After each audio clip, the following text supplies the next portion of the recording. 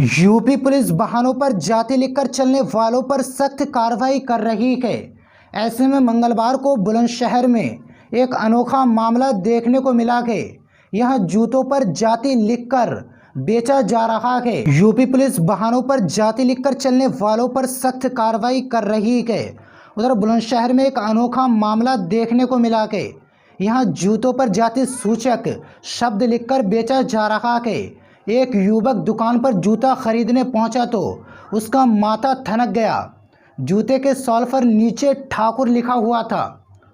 युवक की तहरीर पर पुलिस ने जूते बेचने और बनाने वाली कंपनी के खिलाफ एफआईआर दर्ज कर जांच शुरू कर दी है।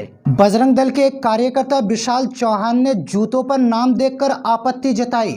जानकारी के अनुसार बुलंदशहर के गुलाबटी कस्बे में विशाल चौहान जूता खरीदने के लिए पहुंचा था। वहां एक दुकानदार नासिर जूता बेच रहा था। जब जूता देखने लगा तो देखा उन पर जाति लिखी हुई थी। इसे देखकर वह हैरान रह गया। उसने इस संबंध में जूता बेचने वाले से बातचीत की।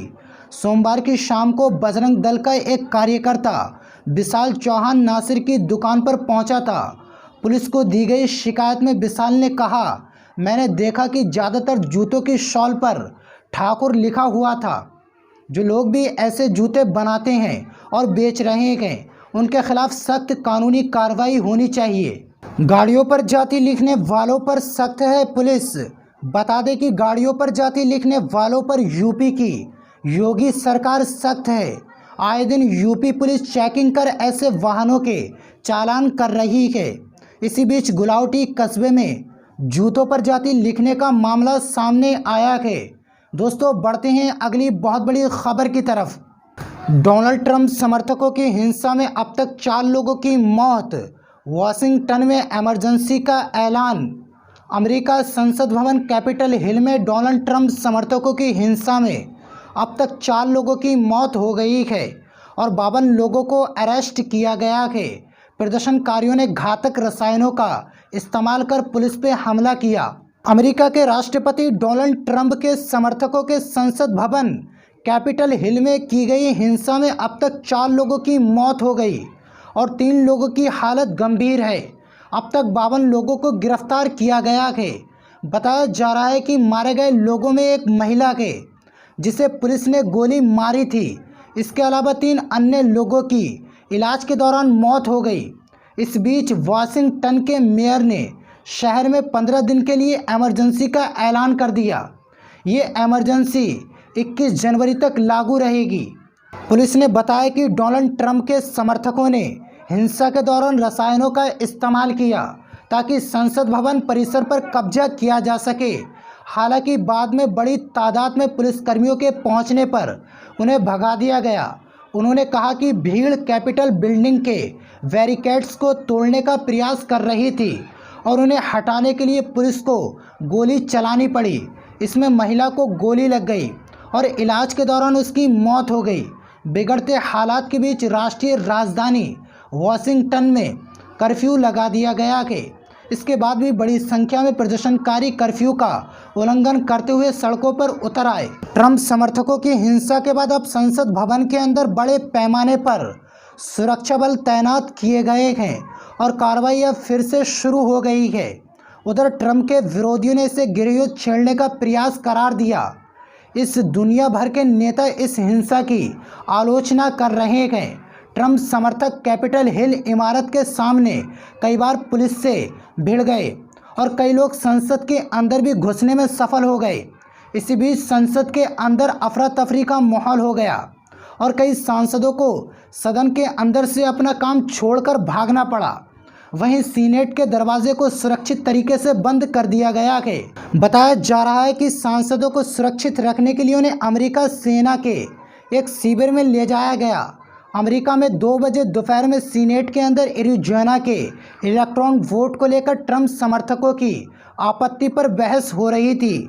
इसी बीच ये सुनाई दिया कि प्रदर्शनकारी घुस आए हैं और वे सीनेट के चैम्बर के बाहर हैं। इसके बाद बहस को रोक दिया गया। प्रदर्शनकारी सीनेट के 3रे फ्लोर तक पहुंच गए और इस दौरान वे जमकर नारेबाजी कर रहे थे। प्रदर्शनकारियों को भगाने के लिए सुरक्षा कर्मियों को बंदूक ताननी पड़ी। दोस्तों बढ़ते हैं अगली बहुत बड़ी खबर की तरफ। राष्ट्रपति शी जिनपिंग ने दिया सेकंड में एक्शन की तैयारी का आदेश।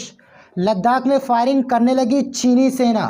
चीन में सशस्त्र बलों की शक्तियों का विस्तार करने वाले नए संशोधित कानून के इस साल में प्रभाव में आने के बीच राष्ट्रपति शी जिनपिंग ने सेना से अपने युद्ध कौशल को और तराशने के लिए ट्रेनिंग को मजबूत करने एवं बिल्कुल अलर्ट रहने को कहा है।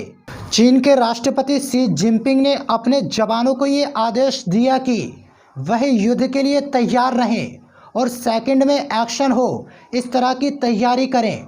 तीनों सेनाओं के सर्वोच्च कमांडर जिनपिंग की तरफ से ये आदेश ऐसे वक्त पर दिया गया जब चीन के साथ भारत और अमेरिका की तनातनी चल रही है।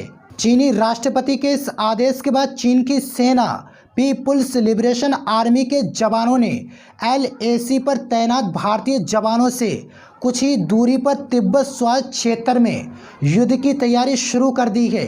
चीन की सरकारी मीडिया ग्लोबल टाइम्स ने PLA के जवानों के सैन्य अभ्यास करते हुए एक वीडियो को शेयर किया।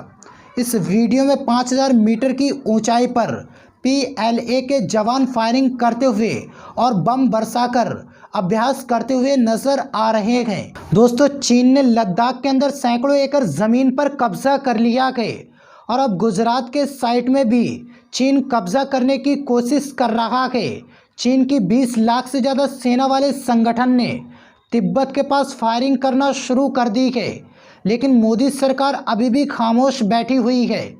आखिर सरकार को किस चीज़ का डर है? क्यों चीन की सेना को जवाब देना नहीं चाहती है? अगर आप भी भाजपा सरकार की नीतियों का विरोध करते हैं तो आप हमारी इस वीडियो को लाइक एंड शेयर ज़रूर करना। और हमें आपसे कुछ भी नहीं चाहिए, बस आपका सपोर्ट चाहिए। टॉप न्यूज़ 11 चैनल को सब्सक्राइब करके दुआओं की गुजारिश। मैं मोहम्मद असलम। अस्सलामु अलैकुम वरहमतुल्लाहि वबरकातुहू। अल्लाह हाफिज़।